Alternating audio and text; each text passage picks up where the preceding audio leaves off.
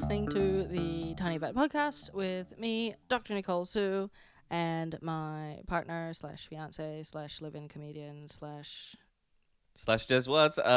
Here is an incomplete list of animals I have been surprised with at home. oh no, Possum, owl, possums, hawk, bag of blood labeled Eric's blood, Shout dead out, guinea Eric. pig, canvas sack saying snake inside, a small kangaroo, Nicole feeding mice in the ceiling. Hello, what's the podcast topic today? In my defense. No, there's no defending it. What do you mean there's no defending it? It's just who you are. You don't feel that any of that is wrong. In Why my defend it? Defense, I knew the guinea pig was dead already. Yeah, well, I don't think that makes sense. Wasn't negligence. No, I didn't say you killed it. Anyway, what's the topic? Has this thrown you that was the little intro thing today? I didn't know you had made a list.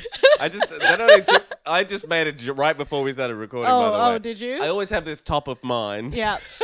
Yep. What animals will be at my house today, I think, when I'm coming home? What's the topic? I'm just saying, bat season's coming. All right, stop defending it. It's fine. Bat season. Every day is bat season when you live with a crazy-ass vet. Not crazy. Today's topic is how to talk about finances with your vet. Oh, this is a tough Common question. sore point. Yeah. Yeah, very tough, very tough. But it's important for us to know Yes, absolutely. because it really factors in. I think everyone needs to communicate well in that situation. 100%. Like, I understand it's a hard thing to communicate, Mm. and it makes you feel bad, sure. Yeah, I but think you feel we like a need to bad know. person, but if you just don't have the money, Yeah. you can't do it. So, main things to keep in mind that remember that the vet you're talking to doesn't actually make the money you spend. We don't get it.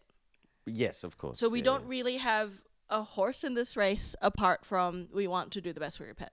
Yeah. And also it's a discussion.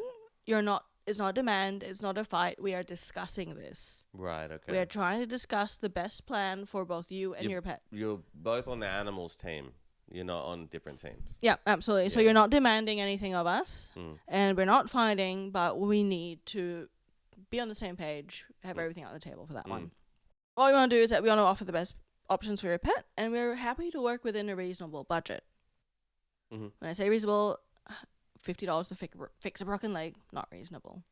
But it's something where, let's say your pet comes in, we've been losing weight over a month or so, we don't know what's wrong. Mm. It's something where I've got lots of options available to me, Mm. but I'm happy to tailor something to your budget. Yeah, sure. As long as you are aware, all right, I think this is most important. We're going to focus on this. Mm.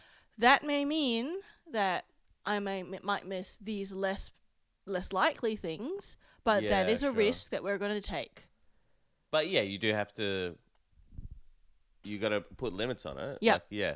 You don't have infinity money. Yeah, and if you want to find out everything and do everything, It's gonna be more expensive. that's how it is. Yeah. I can play the odds for you, Sure. and I can even advocate to hire management for you. You mean for like discounts and stuff? Yeah. Yeah. But sure. you've got to be reasonable. Yeah.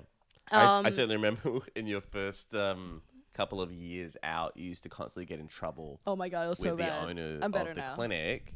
Yeah, because you used to just try and discount everybody for Yeah. everything. You're like, no, every animal Yeah. deserves everything. And it's like, yeah, Yeah. of course you feel they do. Oh, 100%. But, like as much as it might not be the most profitable industry, it still is a business. And, people obviously, good owners want the best for their pets, but they don't have the money to Yeah. necessarily pay for the best Yeah. for their pets. And also, Yeah. most vets that are trying to, work this out with you, we also do not have money. We no, understand the everyone's- difficulties at a very deep level. Everyone's broke in the whole situation. Yeah, I feel like Yeah. So. so often is the case. Yeah. And the thing is, if you approach this in a nice, reasonable way, you're a genuine human being, you're a nice human being, we're more likely to just forget to bill really minor things. Yeah, okay. Like, we're not going to forget to bill, the $1,000 so surgery. just like don't be a dick Yeah. and probably things will Because be if you're a cheaper. dick, I will bill you for everything I can possibly think of. Yeah, Because I'm not rewarding that behavior. right. But if you're really nice and, you come from a genuine place and you're like, oh, you just lost your job or whatever, I'm going to be like, I'm just going to forget to bill the fluids I gave. Yeah, a couple little things that here little and there. injection I gave. Oh, I'm just going to forget it. Oh, whoopsie daisy. Yeah, sure. That kind of thing. So we are on your side and we want to help you, but you've got to help us to help you, and you need to be a reasonable human being, and you need to understand that financial limitations will unfortunately also limit our ability to care for your pet. But yeah, sure. it doesn't mean that we can't do it well. We can still work out something that's probably gonna work out well. But you've got to accept, and you've got to say, yes, I understand. I feel like as well, haven't most of the clinics you've worked at sort of had, you know, sort of accounts and stuff that you go like, okay, like we can pay for this later, or put you on a payment plan? Clinics have stopped doing that because it means to people you don't have to pay us back. Universally. I see. That's why clinics have stopped. So there are some options. And also, just for the listener, her face just turned into a rageful face. Well, it's true. That's the reason. I feel like I remember this from a while ago. Yeah. Maybe it's changed now. Yeah. So if clinics offered, Like credit. yeah, if people paid us back, we would still offer it. Yeah, right. But it's just that no one will pay it back. So there are options. So a lot of clinics will offer like zip pay or afterpay options. So you pay it off for 4 weeks. Third party, you know? Yeah. So we almost always offer it through a third party now, where the third party is You're not liable taking for whatever. the risk. Yeah. In trying to catch And it. then you still get people going, oh, I don't want to do that because it's got interest. I'm like, okay, I don't want to do a lot of things either, and yet here I am speaking to you. Oh, certainly, yeah. No, Sometimes this is what you get, and I'm trying to help you out here. Yeah.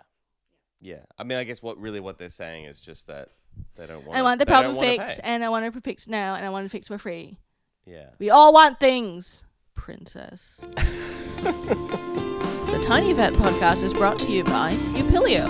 Sources for our topics can be found at upilio.io. Outro music by Matt Charleston.